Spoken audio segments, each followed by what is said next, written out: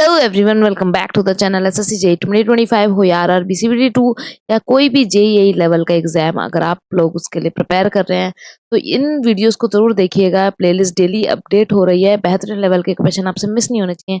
और जो पहला क्वेश्चन आप देख रहे हैं ये लास्ट लेक्चर में पूछा गया था।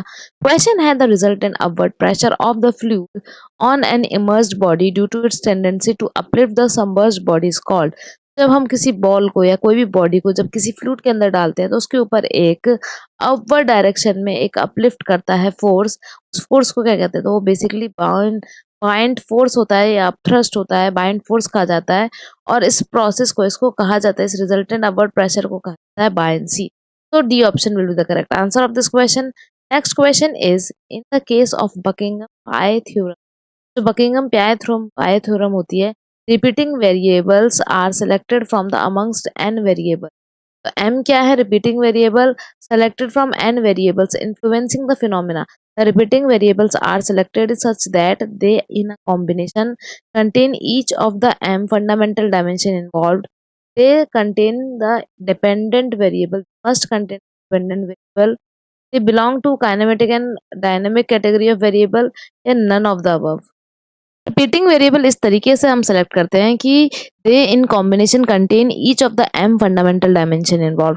फर्स्ट ऑप्शन बिल्कुल करेक्ट है, सारे जो फंडामेंटल डायमेंशन है वो पक्का किसी ना किसी तरीके से कॉम्बिनेशन में प्रेजेंट होने चाहिए। नेक्स्ट क्वेश्चन देखते हैं। नेक्स्ट क्वेश्चन है the fraction which is multiplied with the quantity of total rainfall to determine the quantity of rain water which will reach the sewers, which will reach the sewer is called catchment coefficient, sewerage coefficient, runoff coefficient या फिर rainfall coefficient। तो जो coefficient multiply किया जाता है उसे हम run off coefficient कहते हैं। तो C option will be the correct answer. Run off coefficient के बारे में एक और क्वेश्चन पूछा जाता है कि किन किन बातों पर डिपेंड करता है। तो एक तो ये पोरोसिटी पर डिपेंड करता है, जो हमारी सॉइल है उसकी पोरोसिटी पर डिपेंड करता है। या फिर अगर बात करें तो जो सॉइल है उसमें कितना वाटर प्रेजेंट है, कितना पहले से ही वो सैचुरेटेड है, उसकी वेटनेस पे डिपेंड करता है। और कितना ग्राउंड हमारा रेन जो है वो कितना ग्राउंड कवर कर रहा है, ग्राउंड कितना कवर कर रहा है, इन सब बातों पे हमारा क्या डिपेंड करता है। जो रन ऑफ कोफिशिएंट है वो हमारा इन सब बातों पे डिपेंड करता है। वेल इस क्वेश्चन का आंसर हमारा रन ऑफ कोफिशिएंट हो जाएगा। रन ऑफ कोफिशिएंट को हम मल्टीप्लाई करते हैं for obtaining the answer. So C option is correct answer of this question. Next question is, यहाँ पर क्वेश्चन दिया है कि what will be the dynamic viscosity of a liquid if the kinematic viscosity and the density of the liquid is given। अगर हम बात करते हैं तो जो काइनेमेटिक विस्कोसिटी होती है, काइनेमेटिक विस्कोसिटी की बात करें तो काइनेमेटिक विस्कोसिटी क्या होती है? Dynamic viscosity upon dynamic viscosity upon density. तो अगर हम बात कर रहे हैं हमें क्या निकालना है? डायनेमिक विस्कोसिटी को मल्टीप्लाई कर देते हैं 6 into 10 to the power 6 into 10 to the power -4 multiply by density 1900। तो अगर मल्टीप्लाई कर देंगे तो हमको आराम से मिल तो 10 टू द पावर -4 है, नीचे कर देते हैं तो ये हो जाएगा 6 इंटू 1900 अपॉन में 10 की पावर 4 1 2 3 4 0, 2 0 से 2 0 कैंसिल, 16 9 सा होता है हमारा 1, 69 सा बोला, 19 6 सा होता है हमारा 19 6 सा होता है 114 और 2 डबल 0 नीचे हमारे हैं तो डेसिमल आ जाएगा हमारा 1.14। 1.14 मतलब ये सी जो ऑप्शन है वो करेक्ट आंसर है इस क्वेश्चन का। वेल नेक्स्ट क्वेश्चन की तरफ चलते हैं। नेक्स्ट क्वेश्चन हमारा मैचिंग का है। तो अगर देखें प्रेशर को किससे मेजर किया जाता है तो प्रेशर को हम मैनोमीटर के हेल्प से प्रेशर करते हैं। वेलोसिटी की बात करें तो पिटोट स्टैटिक ट्यूब से हमारा वेलोसिटी मेजर करते हैं। फ्लो रेट की बात करते हैं तो वेंचुरी मीटर की हेल्प से हम फ्लो रेट को मेजर करते हैं। टेम्परेचर की बात करते हैं तो temperature is measured with the help of thermocouple. Then एक ऑप्शन हमारा ये ए का 3 है तो 3421 will be the correct answer of this question. Next question की तरफ चलते हैं। नेक्स्ट क्वेश्चन है हमारा specific speed of centrifugal pump. तो हमारे पास कुछ स्टेटमेंट है, based on the following two statement related to the specific speed of centrifugal pump हमें करेक्ट ऑप्शन फाइंड करना है। स्टेटमेंट 1 कह रहा है कि the specific speed of centrifugal pump is defined as the speed in rotation per minute at which it works most efficiently. Specific speed के ऊपर जो सेकंड स्टेटमेंट है वो कह रहा है the specific speed is a characteristic of pump that can be used as a basis for comparing the performance of centrifugal pump. तो यहाँ पर जो बोला जा रहा है कि स्पेसिफिक स्पीड जो है हमारा, पहली बात तो स्पेसिफिक स्पीड का हमारा फॉर्मूला क्या होता है? NS is equals to N under root में Q डिस्चार्ज है और H 3 की पावर 4, H की भी जो पावर है वो 3/4 हो जाती है, 3/4 यहाँ पे अगर हम बात करें तो स्पेसिफिक स्पीड बिल्कुल सही बात है। कैरेक्टरिस्टिक्स ऑफ जो पंप है डिफरेंट डिफरेंट परफॉर्मेंस के बेसिस पे उसको कंपेयर करने में यूज किया जाता है। सेकंड स्टेटमेंट तो बिल्कुल करेक्ट है, लेकिन फर्स्ट स्टेटमेंट करेक्ट नहीं है। ये वो स्पीड है जिसपे हमारे को यूनिट यूनिट पावर मिलती है, जिसपे हम यूनिट पावर प्रोड्यूस करते हैं, ये वो स्पीड है, ना कि ये वो स्पीड है जिसपे हमारी ये मोस्ट एफिशिएंटली वर्क करता है। तो second statement correct. Let's move to the next question. Question है the fund which is gradually accumulated by way of periodic or annual deposit for the replacement of the building at the end of its useful life. और दूसरे तरीके से पूछा गया है a certain fixed amount from the gross rent or income is set aside annually to accumulate the cost of construction when the building life is over. That is called sinking fund, bed date या फिर insurance या फिर repair fund. तो इसको बहुत ही famous है, हमारी definition है, जो पैसा हम हर साल या तो रेंट से जो आता है या किसी भी इनकम से हम उसको, जो हमारी कॉस्ट ऑफ कंस्ट्रक्शन है, जो हमारी बिल्डिंग को कॉस्ट बनाने में जितनी कॉस्ट लगी है उसको पूरा कंप्लीट करने के लिए, उतना बराबर करने के लिए जो हम पैसा हर साल एनुअली अलग से रखते हैं, उस फंड को बोला जाता है sinking fund. A option will be the correct answer of this question. A option is the correct answer of this question. Next question है, next question, a property fetches a net annual income of rupees 900 deducting all outgoings. If the rate of interest is 6%, the capitalized value of the property would be. यहाँ पर हमें एक formula पता होना चाहिए, वो कहता है कि नेट एनुअल इनकम जो होता है आपका, नेट एनुअल इनकम जो है, नेट एनुअल इनकम वो किसके इक्वल होता है? Net annual income is equals to capitalised value. ये जो है बेसिकली कैपिटलाइज्ड वैल्यू जो है उसके इक्वल होता है multiply by capitalised value multiply by जो रेट है, rate of interest, rate of interest से मल्टीप्लाई कर देंगे। ठीक है, तो अगर कैपिटलाइज वैल्यू ही फाइंड करें तो नेट एनुअल इनकम कितना है? 900 और is equals to C V multiply by 6%, 6/100। जब इसको हम ऊपर भेजेंगे तो ये हो जाएगा 900 मल्टीप्लाई बाय 100 अपॉन में 6। इसको कैंसिल करते हैं तो बेसिकली ये हमारा 3 की टेबल से कैंसिल होगा, तो यहाँ 3 आएगा, यहाँ 2 और ये कैंसिल करेंगे तो 50। तो बेसिकली हमारा आंसर आ रहा है 1500 दैट मीन्स ये option is the correct answer of this question. Next question है the rights and privileges which one owner of a property enjoys through or over the property of another is called freehold property, leasehold property, easement या फिर occupation lease. तो ये जो rights and privileges एक owner enjoy करता है अपनी property पे, इसको बोला जाता है ईजमेंट। ये option is correct answer of this question. ऐसी चीजें, ऐसी जो प्रॉपर्टी, जो ऐसी फीचर्स हैं जो हमें मिलती हैं, इसको बोलते हैं ईजमेंट। और एक होता है मॉर्टगेज, जो कि लास्ट लेक्चर में भी हमने क्वेश्चन देखा था। मॉर्टगेज क्या है? किसी भी पर्टिकुलर रियल एस्टेट प्रॉपर्टी पे जब हम डेट देते हैं, उसको कोलेटरल बनाकर जब हम डेट देते हैं तो उसको बोला जाता है मॉर्टगेज। और जो पर्सन मनी देता है उसको बोला जाता है मॉर्टिगी, और जो पर्सन बोरो करता है उसको बोलता है मॉर्टेगर। वेल, इस क्वेश्चन का आंसर ईजमेंट हो जाएगा। नेक्स्ट क्वेश्चन की तरफ चलते हैं। नेक्स्ट क्वेश्चन है हमारा, ये क्वेश्चन हमारा रिपीट हो गया, तो नेक्स्ट क्वेश्चन है which of the following is not a type of annuity. हमारा इनमें से कौन सा टाइप ऑफ एन्युटी नहीं है? Annuity certain, annuity eccentric, perpetual annuity या फिर एन्युटी ड्यू।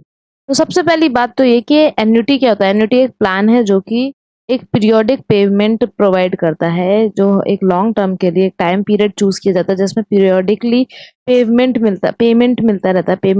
तो इस टर्म को हम एन्युटी बोलते हैं। एन्युटी हमारी जो है, एक तो एनुअल एन्युटी होती है, इसमें क्या है, जो पीरियोडिक टाइम है हमने वो एक ईयर के लिए डिसाइड किया गया है, जैसे कि सेविंग अकाउंट्स हो गया, मंथली होम मॉर्टगेज हो गए।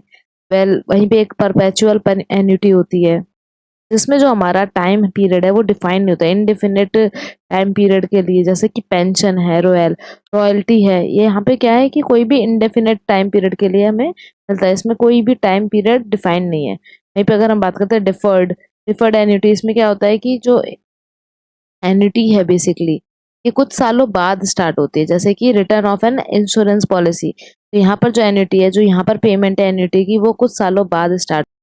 तो एक होता है एन्युटी सर्टेन, इसमें क्या है कि एक सर्टेन अमाउंट ऑफ मनी जो है इन्वेस्टमेंट के बाद हमें एक टाइम पीरियड के बाद वापस मिलता है। तो यहाँ पर आप देखो एन्युटी एसेंट्रिक नाम का कोई भी एन्युटी नहीं है, तो which of the following is not a type of annuity. तो B option will be the correct answer. Annuity eccentric is not any type of annuity. Next question की तरफ चलते हैं। नेक्स्ट क्वेश्चन है the value of dismantle material less the cost of dismantling is called, तो यहाँ पर जो हमारा डिसमेंटल मटेरियल है less the cost of dismantling is called, या फिर the value of dismantle material is known as scrap value, resultant value, salvage value, या फिर नन ऑफ द अबव। तो बेसिकली जो डिसमेंटल मटेरियल होती है उसकी वैल्यू को हम स्क्रैप वैल्यू बोलते हैं। डिसमेंटल कर देते हैं तो जो उस ऑब्जेक्ट की वैल्यू है, जो उस मटेरियल की वैल्यू है, उसको स्क्रैप वैल्यू बोलते हैं। वहीं पे एस्टिमेटेड वैल्यू होती है किसी ऑब्जेक्ट की या किसी मटेरियल की डिसमेंटलिंग से पहले जो वैल्यू होती है उसको बोलते हैं सैल्वेज वैल्यू।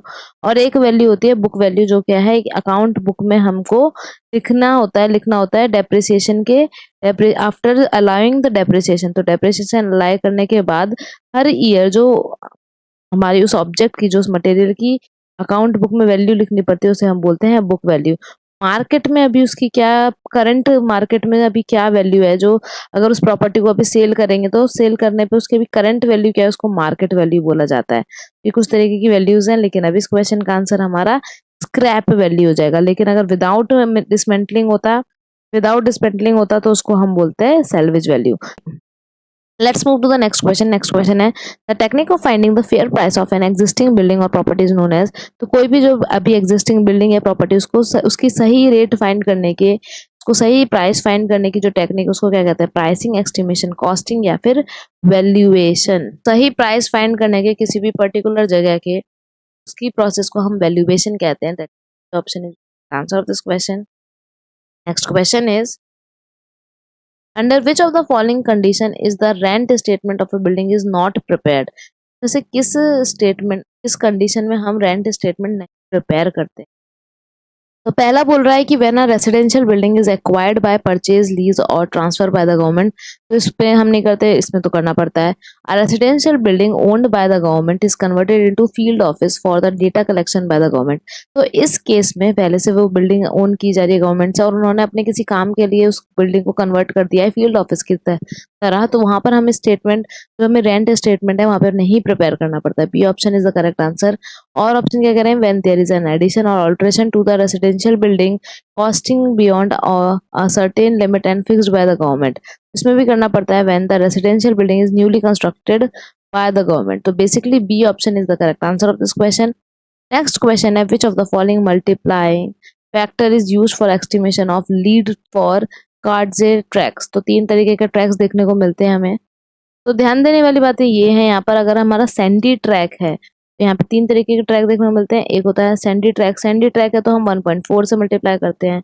अगर मेटल ट्रैक है तो 1 से मल्टीप्लाई करते हैं, मतलब एज इट इज वैल्यू रहेगी सेम। वो मेटल ट्रैक है तो 1 से मल्टीप्लाई करते हैं। और कार्ड से ट्रैक है, अगर कार्ड से ट्रैक है तो यहाँ पर हम 1.1 से मल्टीप्लाई करते हैं। Then we will multiply lead by 1.1। So अभी यहाँ पर हमारे इस क्वेश्चन का आंसर हो जाएगा C option will be the correct answer of this question. अगर बात करते हैं यहाँ पर तो डेप्रिसिएशन क्या होता है, डेप्रिसिएशन होता है जब किसी भी ऑब्जेक्ट की, किसी मटेरियल की जो वैल्यू है day by day, year by year वो गिरती जाती है, मतलब डिक्रीज होती जा रही है, इसको डेप्रिसिएशन कहते हैं। और डेप्रिसिएशन हमारा ज्योमेट्रिक प्रोजेक्शन मेथड है, उसके हेल्प से हम मेजर नहीं करते हैं। तो C option is the correct answer of this question. Let's move to the next question. Next question है which of the following statement in relation to valuation जब करते हैं किसी बिल्डिंग की के लिए कौन सा स्टेटमेंट फॉल्स है। पहला कह रहा है valuation is done either for buying और सेलिंग ऑफ द प्रॉपर्टी। बिल्कुल सही बात है, जब हम किसी प्रॉपर्टी की वैल्यू कर लेंगे, वैल्यूएशन कर लेंगे, तभी तो हम उसको बेच या खरीद पाएंगे। इसके लिए तो करते हैं। Bye conducting valuation future value of properties determine. नहीं, तो वैल्यूएशन प्रेजेंट वैल्यू को बताता है, फ्यूचर वैल्यू को नहीं। तो वैल्यूएशन कौन सा बता रहा है, प्रेजेंट वैल्यू को बताता है। ये स्टेटमेंट हमारा रॉन्ग हो गया और जो रॉन्ग है वही करेक्ट आंसर है। तो ओनली V2 होना चाहिए हमारा, क्योंकि लास्ट स्टेटमेंट कह रहा है valuation is done for rent fixation और मॉर्टगेजिंग। तो ये भी बात सही है, अगर रेंट लगाना है, मॉर्टगेज देना है, कोलेटरल की तरह उसको लेना है, तो हमें पता होना चाहिए ना उसकी कितनी वैल्यू, तभी तो हम उस पर लोन दे पाएंगे। तो obviously valuation is important. Well next question की तरफ चलते हैं। नेक्स्ट क्वेश्चन है the decrease or loss in the value of property due to its use of life wear and tear is called. तो आपने बताया था कि हर साल जो चीज किसी भी प्रॉपर्टी है, कोई भी ऑब्जेक्ट की जो वैल्यू है वो डिक्रीज होती जाती है, उसको क्या कहा जाता है, scrap value, depreciation, sinking fund या रिलेटेबल वैल्यू। तो इसको बोलते हैं हम depreciation. B option the correct answer of this question. Next question आप लोग के लिए, ये क्वेश्चन आपको बताना है कि जो कॉस्ट स्लोप होता है डायरेक्ट कॉस्ट कर्व में, इसको किस तरीके से हम डिनोट करते हैं। Crash cost minus normal cost upon में normal time minus crash time. तो इनमें से कौन सा जो है crash cost, normal cost, normal time और क्रैश टाइम, इन सबको मिला के कौन सा रिलेशन बिल्कुल करेक्ट है, ये क्वेश्चन का आंसर आपको बताना है और एक और क्वेश्चन का आंसर देना है। आज दो दो क्वेश्चन का आंसर देने हैं। दूसरा क्वेश्चन ये है कि the ratio of cost of labour to the total cost of building is. तो जो हमारा लेबर का कॉस्ट और जो बिल्डिंग का कॉस्ट है उनके बीच का रेशियो कितना हम मेंटेन करके रखते हैं, ये आपको इस कमेंट सेक्शन में जरूर इन दोनों क्वेश्चन के आंसर कर रहे हैं। Till then keep watching, like and subscribe our channel, keep learning.